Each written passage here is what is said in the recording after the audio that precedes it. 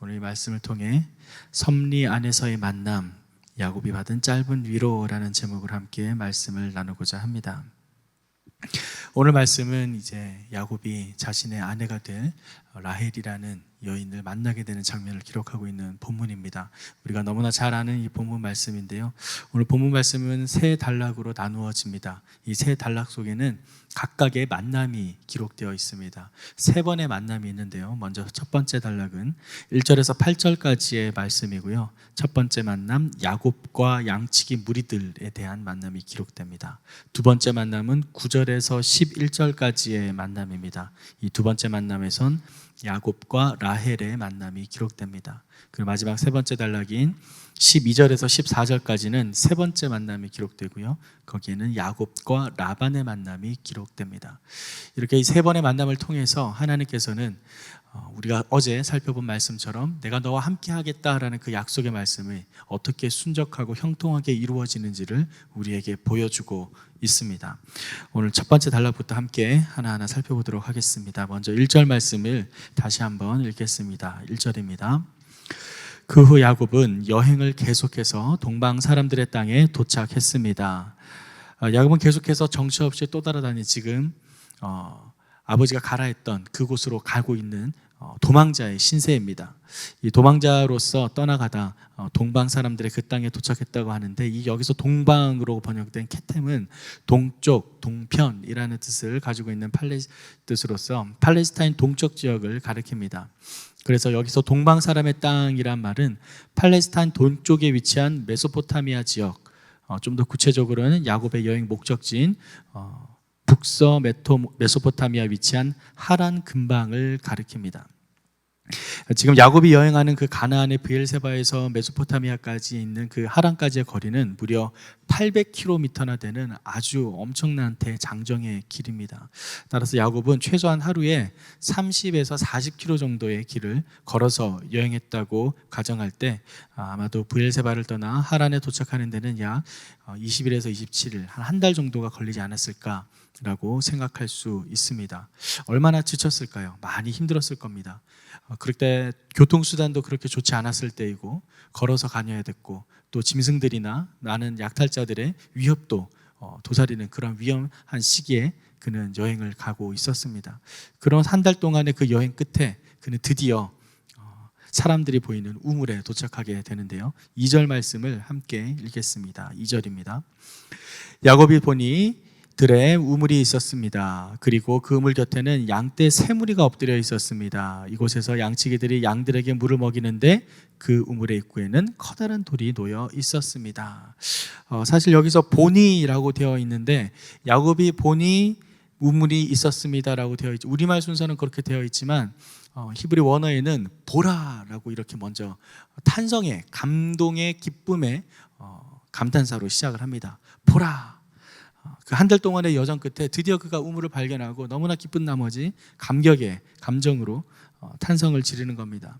그 우물을 발견했을 때 정말 그는 어려운 여행 동안에 심신이 지쳐 있었던 그 야곱의 기쁨이 얼마나 대단했었는지를 잘 보여주는데요. 사실 이 물이라는 것은 그 당시에 중근동에서는 너무나 소중했습니다.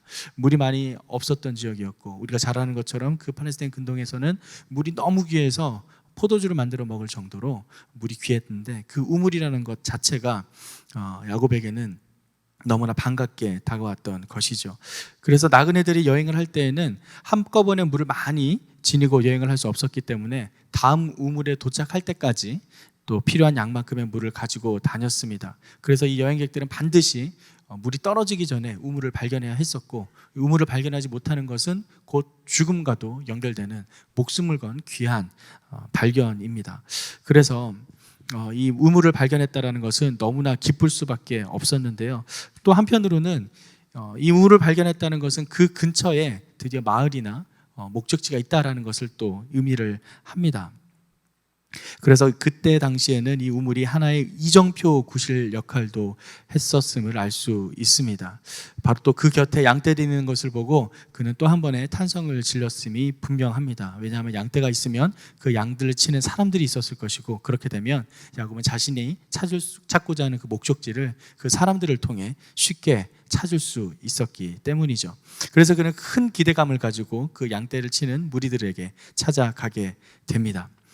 그리고 이어지는 4절에서 6절까지의 말씀은 그들과의 대화의 내용을 기록하고 있는데요, 아니나 다를까 그를 통해서, 그들과의 만남을 통해서 그는 하나님의 인도하심이 얼마나 순적하고 형통한지를 확인하게 됩니다. 4절에서 6절까지의 말씀을 제가 읽어드리겠습니다. 야곱이 그들에게 물었습니다. 내 형제들이여, 여러분은 어디서 왔습니까? 그들이 대답했습니다. 하란에서 왔습니다. 야곱이 그들에게 말했습니다. 그러면 나홀의 손자 라반을 아십니까? 그들이 대답했습니다. 네, 압니다. 그러자 야곱이 다시 물었습니다. 그분이 잘 계십니까? 그들이 대답했습니다. 예, 그렇습니다. 저기 라반의 딸 라헬이 양을 몰고 오는군요. 아주 단답형으로 진행되는 이 대화 속에서 이 야곱은 지금 이 목자들을 통해서 자기가 얻고자 하는 정보를 충분히 다 얻게 됩니다. 그리고 놀라운 것은 첫 번째 질문에 그 대답이 바로 들어왔다라는 것이죠. 하란에서 왔다고 합니다. 하란은 지금 야곱이 가고자 하는 목적지였습니다. 그런데 마침 그 양떼 무리들이 하란에서 왔습니다. 그런데 하란 지역에 한 사람만 살까요? 아닙니다. 수많은 사람들이 살 것입니다. 그런데 하필이면 그 하란에 살고 있는 사람이 라반을 아십니까? 라는 질문에도 안다라고 합니다. 이건 정말 기가 막힌 하나님의 섭리이자 인도하심이 아닐 수 없습니다. 쉽게 말해서 서울에 있는 사람이 부산에 가고자 하는데 부산 중간쯤에서 경주나 대구쯤에서 들려서 잠깐 머무는 사이에 어디서 오셨습니까? 부산에서 왔습니다. 기가 막힌 것이죠. 근데 부산에서 혹시 최모모 씨를 아십니까? 안다고 합니다. 저만 놀랐군요. 네. 이거 어마어마한 사건입니다. 지금 우리가 성경책을 읽을 때는 그냥 이렇게 성경책 기록되어 있으니까 그 따라가는 순서들을 읽으니까 그냥 그렇게 되는가 보다라고 읽지만, 사실 지금 30일이라는 긴 여행을 통해서 정말 목숨을 건, 물이 거의 다 떨어져가는 순간에 우물을 만났고, 거기서 만난 사람들이 하필이면은 다른 지역에서도 올 수 있었는데 하란에서 왔고, 그 하란에서 온 사람들이 또 하필이면 그 라반이라는 사람을 알고도 있었고, 이것은 정말 기적과도 같은 하나님의 역사하심을 볼 수 있습니다. 그렇게 그는 만났는데, 사실 이 야곱이 라반을 거론하면서 그의 아버지 부두엘을 언급하지 않은 것은 좀 특별한 의미가 있다고 할 수 있습니다. 오히려 할아버지 나홀을 물어보고 있죠. 그 이유는 라반의 가족들이 하란에 살기 시작한 것이 할아버지 나홀 때부터였다라고 할 수 있습니다. 그 나홀은 야곱의 할아버지인 아브라함의 형제로서 아브라함이 하나님의 부르심을 받고 아내 사라와 또 조카 아버지 데라 그리고 조카 롯과 더불어서 갈대라 우르에서 나올 때 그는 이 대열에 참여하지 않았습니다. 그리고 여전히 갈대라 우르 지방에 머물렀었죠. 그러나 후에 하란으로 이주해서 아브라함과 합류를 했지만 다시 또 아브라함이 가나안에 나아갈 때도 그는 동행을 하지 않았습니다. 그래서 결국 아브라함은 가나안에서 언약의 가문을 형성해서 히브리 민족이 조상이 되었고요. 또 나홀은 북방 메소포타미아 지방에서 독립적인 가계를 이루어서 아람 족속의 조상이 되게 됩니다.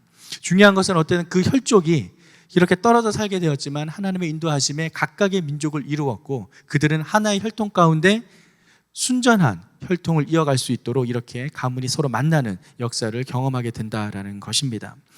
특별히 6절 말씀에 보면 야곱이 다시 물었습니다. 그분이 잘 계십니까? 라고 하는데요, 우리가 잘 알고 있는 샬롬이라는 단어로 물어보는 것입니다. 평안하십니까? 샬롬, 하샬롬 로라고 이렇게 하는데요, 여기서 이 표현은 구약시대 이후로 오늘날까지도 히브리인들이 가장 즐겨 사용하는 문안 인사라고 합니다. 하지만 그렇게 정신적으로나 육신적으로나 육체적으로나 100% 만족하고 평온한 상태는, 이 샬롬의 그 지극한 상태는 사실 이 죄악으로 가득 찬 세상 우리의 모습과는 정말 거리가 멀다라고 할 수 있죠. 그럼에도 불구하고 그러한 인사를 함으로써 그는 이미 마음속 가운데 예수 그리스도로 말미암는 진정한 샬롬, 그 샬롬에 대한 소망을 바라보고 있다라고 할 수 있습니다.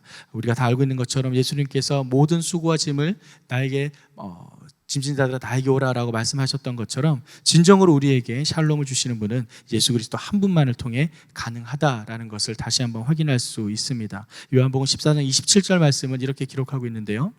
평안을 너희에게 끼치노니 곧 나의 평안을 너희에게 주노라. 내가 너희에게 주는 것은 세상이 주는 것과 같지 아니하리라. 너희는 마음에 근심도 말고 두려워하지도 말라. 진정 우리에게 주시는 하나님의 평안은 예수 그리스도로 말하는 샬롬이 되어야 할 줄 믿습니다. 지금 이 야곱은 바로 그러한 샬롬으로 안부를 묻고 있는 것이죠. 또 한 가지 놀라운 사실은 그 6절 후반부에 보면 저기 라반의 딸이 양을 몰고 오고 있군요 라고 합니다. 여성입니다. 그런데도 여성이 양을 치는 모습을 볼 수 있습니다. 라헬은 상당히 부유한 집안의 여자였음에도 불구하고 이처럼 양을 돌보는 일에 적극적으로 나서는 것으로 보아 그 여자가 매우 부지런하고 또한 진취적인 성격의 소유자였음을 알 수 있습니다. 또한 우리가 잘 아는 것처럼 아름다운 미모를 지니고 있었죠. 그렇기 때문에 야곱은 이 라헬을 보자마자 자신의 아내로 삼고자라는 그런 마음이 들었다라고 할 수 있습니다. 이렇게 그들의 대화를 통해서 하나님께서 지금 야곱을 얼마나 순적하게 인도하고 있는가라는 것을 확인할 수 있는데요. 그 다음의 대화가 참 독특합니다. 7절에서 8절 말씀을 제가 읽어드리겠습니다. 야곱이 말했습니다. 그런데 아직 한낮이라 짐승들을 모아드릴 때가 아니지 않습니까? 양들에게 물을 먹이고 가서 풀을 뜯게 하시지요. 그들이 대답했습니다. 우리는 그렇게 할 수 없습니다. 양떼가 다 모이고 우물 입구에서 돌을 칠 때까지는 우리는 양들에게 물을 먹일 수가 없습니다.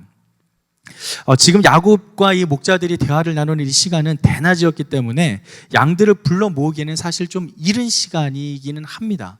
좀 더 풀을 뜯겨야 하는 시간이기도 했었는데 여기서 지금 그렇게 하지 못한다라는 것은 양떼에게 물을 먹여야 되는데 우리가 그렇게 못합니다라고 하는 것은 마치 그 당시에 어떤 관례가 있었던 것으로 보입니다. 그 물이 지금 우물이 두꺼운 무거운 돌로 막혀 있다라고 우리가 아까 봤었죠. 2절 말씀에 보면은 우물의 입구에는 커다란 돌이 놓여 있었다라고 합니다. 그런데 그 돌이 얼마나 커다랗길래 그 목자들이 혼자서도 몇 명이 들어서도 움직이지 않을 정도로 무겁다라는 것을 알 수 있는데 이것은 그 당시에 목자들의 어떠한 관례로서 그들이 함께 모였을 때 함께 우물에 있는 돌을 치우고 그 물을 먹이지 않았나라는 것을 추측해 볼 수 있는데 사실 이 대화가 독특한 이유는 라헬이 양을 몰고 오는군요 라는 그 대답을 들었을 때 야곱이 했던 반응입니다. 야곱이 말했습니다. 그런데 한낮이라 짐승을 모아드릴 때가 아니지 않습니까? 양들에게 물을 먹이고 가서 풀을 뜯게 하라. 즉 지금 야곱은 계속 처음 보는 목자들에게 명령 오조의 말을 하고 있습니다. 빨리 물을 먹이는 게 낫지 않겠니? 그리고 물을 먹이고 빨리 너희 갈 길을 가고 풀을 뜯으러 보내라. 이렇게 이야기하고 있는데 이건 저의 생각입니다. 아마도 지금 라헬과의 만남이 이루어질 건데 지금 저기서 라헬이 온다는 얘기를 들었고 좀 뭔가 둘만의 소중한 시간을 보내고 싶은데 방해자들이 있으면은 이 사람들이 우리의 만남을 좀 뭔가 방해하지 않을까라는 인간적인 마음이 야곱에게 들지 않았나라는 모습을 볼 수 있다라는 것이죠. 사실 우리가 계속 살펴봤던 것처럼 야곱은 어떤 사람입니까? 지금 거짓말을 통해 또 속임수를 통해 장자권을 빼앗고 아버지의 축복을 받아서 도망자의 신세로 떠나온 사람입니다. 그의 마음속에는 인간적인 욕심이 항상 앞서 있었습니다. 분명 어제 본문에서 야곱은 하나님의 놀라운 환상과 계시를 통해서 부모님의 할아버지의 약속이었던 아버지의 약속, 할아버지의 언약이었던 그 말씀을 본인이 직접 받게 됩니다. 그럼에도 불구하고 그는 여전히 그의 성품과 인격은 여전히 그 신앙의 성숙에 미치지 못하는 아직 초보 단계에 있다라는 것이죠. 그래서 지금 하나님의 약속이 분명히 이루어질 것 같은 조짐이 보이자 그는 그의 인간적인 마음이 발동한 것입니다. 지금 저기 라헬이 오고 있는데 뭔가 하나님께서 만나게 해주실 것 같은데 잠깐 지금 여기 사람들이 방해할 것 같아. 야, 너희들 좀 빨리 가야 될 것 같아 라면서 자기가 보기에 좀 합당한 이유를 찾아서 그 목자들을 쫓아 보내려고 했던 것이죠. 하지만 당시에 어떤 관례가 있어서인지 그들은 가지 않고 거기서 기다리게 됩니다. 야곱의 작전이 실패한 것입니다.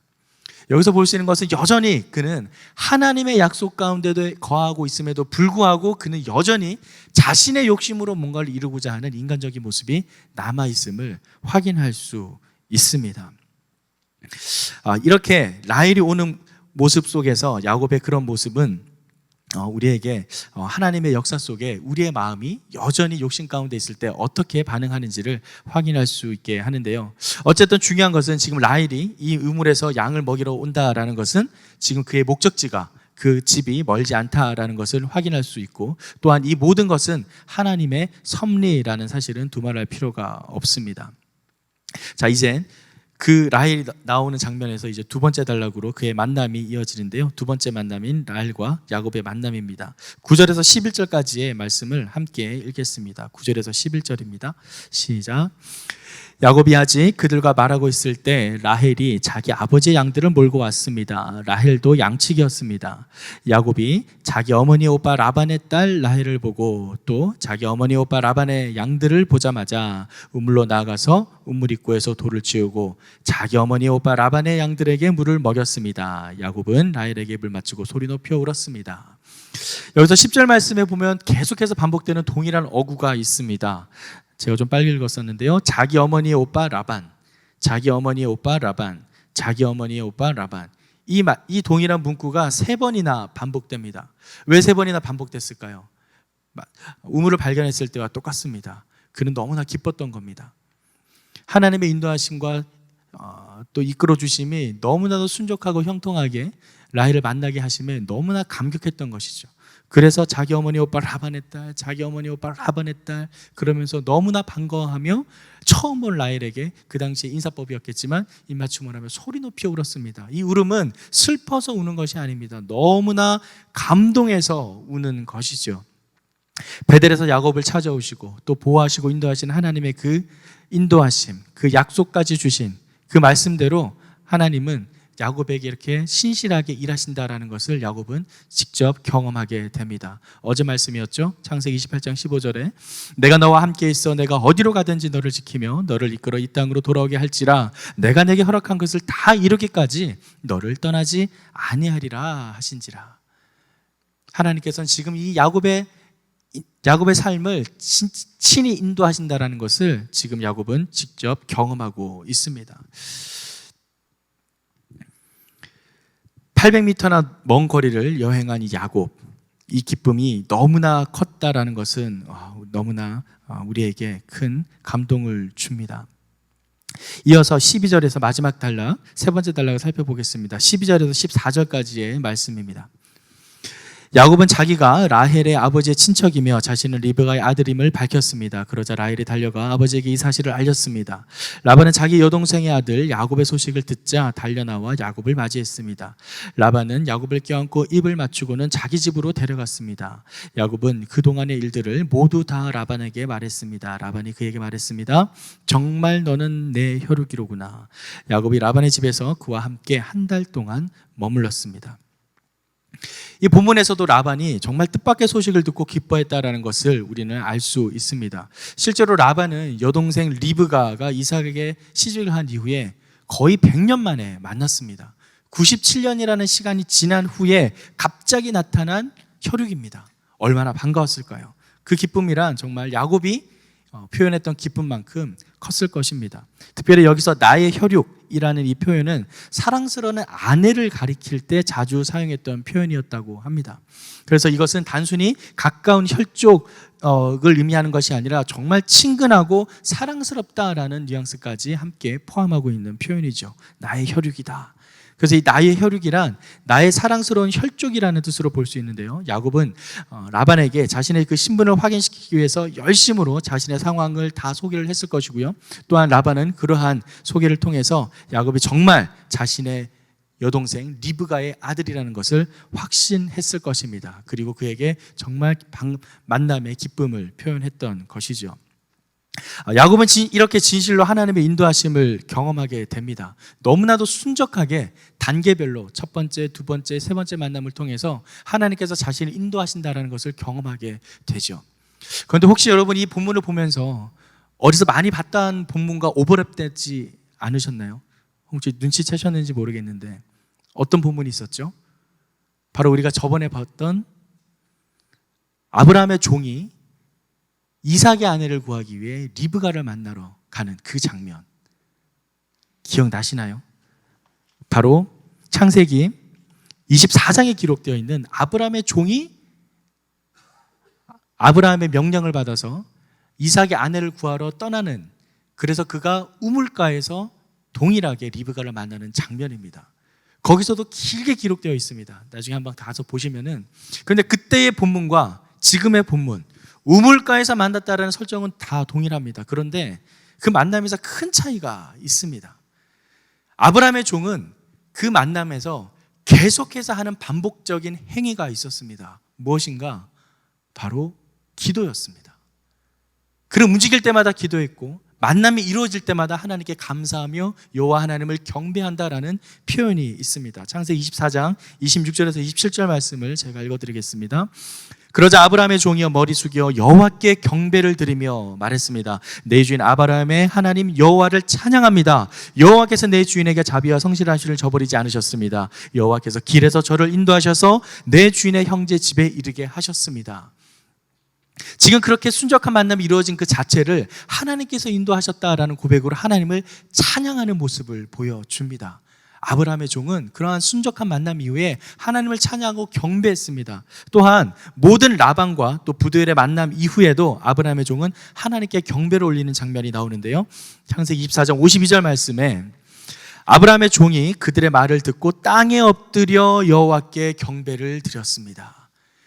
아브라함의 종은 계속해서 그러한 모든 만남을 인도하신 하나님께 경배하며 기도하는 모습을 우리에게 보여줍니다. 그런데 오늘 본문은 어떤가요?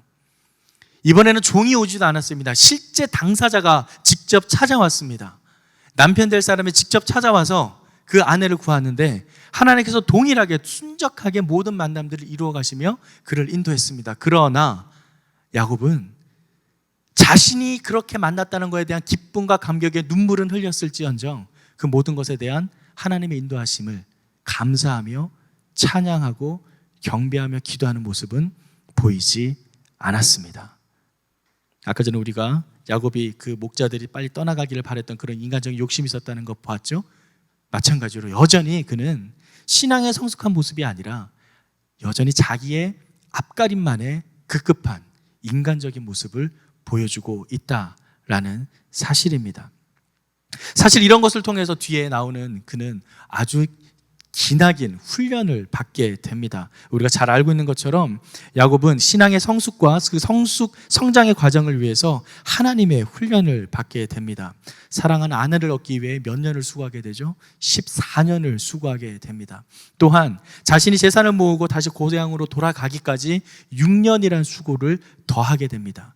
10번이나 반복되는 라반의 거짓말, 계약 갱신을 통해서 그는 20년 동안 수고를 하게 되고 결국 그 모든 수고를 통해 야곱은 무엇을 경험했을까요? 무엇을 하나님께서 훈련시켰을까요? 바로 순종입니다. 우리가 잘 아는 것처럼 야곱은 자신이 얻고 싶은 것을 아주 손쉽게 속임수를 통해서 얻었습니다.